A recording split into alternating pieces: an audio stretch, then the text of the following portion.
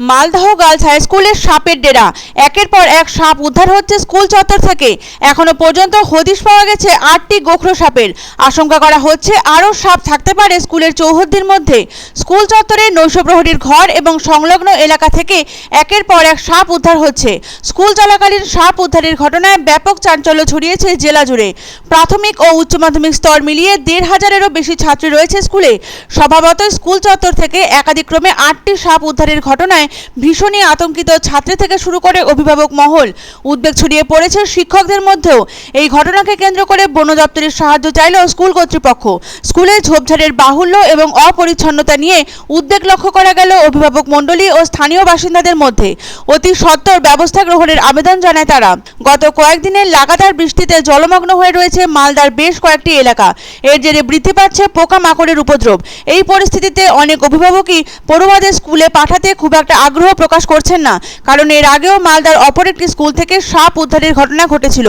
পুরাতন মালদার বালাসাহাপুর নিম্ন বুনিয়াদী প্রাথমিক বিদ্যালয়ে সাপের ভয়ে স্কুলে আসছে না পড়ুয়ারা। জলমগ্ন হয়ে রয়েছে স্কুলটি। স্বভাবতই পোকামাকড়ের আতঙ্ক ছড়িয়েছে স্কুল জুড়ে। এর জেরে ছাত্র সংখ্যার অনুপস্থিতি লক্ষ্য করা যাচ্ছে অত্যাধিক হারে। স্কুলটিতে পড়ুয়ার সংখ্যা 216 জন, কিন্তু জলমগ্ন হওয়ার কারণে উপস্থিতির হার 20 থেকে 25 জন। কিছু ছাত্রছাত্রী স্কুলে এলেও অভিভাবকেরা ফিরিয়ে নিয়ে যাচ্ছেন তাদের। জলের মধ্যেই চলেছে পঠন পাঠন থেকে শুরু করে মিড ডে মিলের যাবতীয় কাজ। শিক্ষকদেরও প্রভূত বিড়ম্বনার শিকার হতে হয়েছে ক্লাস করাতে গিয়ে। এই ঘটনার জেরে ক্ষোভে ফেটে পড়েছিলেন অভিভাবক মণ্ডলী। তাদের কথায় স্কুলের জমা জলে পোকামাকড় থেকে শুরু করে সাপ পর্যন্ত বের হয়। কোন ভরসায় ছেলেমেয়েদের স্কুলে পাঠাবেন তারা? এই ব্যাপারে শিক্ষকদের বক্তব্য, আগেও জল জমে এই ধরনের পরিস্থিতির সম্মুখীন হতে হয়েছিল। সেই সময় ঊর্ধ্বতন কর্তৃপক্ষকে গোটা বিষয়টি জানিয়েছিলেন তারা। জেলা প্রাথমিক শিক্ষা সংসদের চেয়ারম্যান বাসন্তী বর্মন জানান, নিকাশি ব্যবস্থার দুর্দশাগ্রস্ত অবস্থার জন্য স্কুল থেকে জল বার হচ্ছে না। তবে অভিভাবকদের আশঙ্কাকে সত্যি প্রমাণ করে দিয়ে এবার একের পর এক গোখরো সাপ উদ্ধার করা হলো মালদহ গার্লস হাই স্কুলে। অন্তত 8টি সাপ উদ্ধার করা হয়েছে। আশঙ্কা রয়েছে আরও সাপ মিলতে পারে ওই স্কুল চত্বর থেকে। প্রাথমিক ও উচ্চ মাধ্যমিক স্তর মিলিয়ে এই স্কুলে পড়ে প্রায় 1,500 ছাত্রী।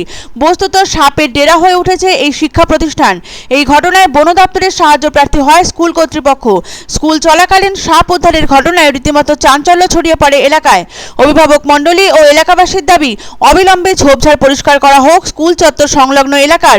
স্কুলের পরিচ্ছন্নতার ক্ষেত্রে ইতিবাচক ব্যবস্থা গ্রহণ করার আর্জি জানালো অভিভাবক মণ্ডলী ও স্থানীয় বাসিন্দারা।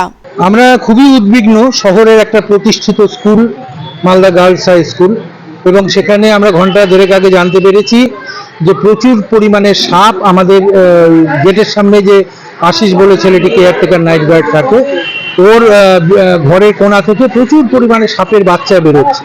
আজকে এসে শুনলাম সাপ নাকি ধরা পড়েছে এখানে স্কুলের মধ্যেই।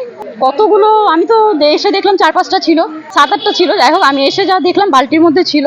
আমরা তো ব্যাপারটা জানি না। এখন বর্ষাকাল তো সাপ আসবেই। স্কুলে সুইপার আছে, 3-3টা সুইপার আছে, তারা পরিষ্কার পরিচ্ছন্ন রাখে, তবুও সাপ এসছে। আমরা ব্যবস্থা নিচ্ছি, বন দপ্তরকে জানাচ্ছি ফোন করে।